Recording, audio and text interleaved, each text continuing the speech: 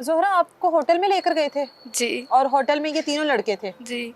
इनके अलावा कोई और लड़का आया? नहीं। एक तो उस्मान था ना, जी। और कोई 2 लड़के और थे। आप उनको नहीं जानती पहले से? नहीं, मैं नहीं थी जानती उनको। और जो अलिशबा है वो जानती थी? नहीं, वो भी नहीं थी जानती। उस्मान को तो जानती थी ना? उस्मान को तो वो उसने जानते उस्मान को थे। कहा नहीं कि मेरी तो तुम्हारे साथ दोस्ती थी, ये दोनों लड़कों को क्यों बुलाया है?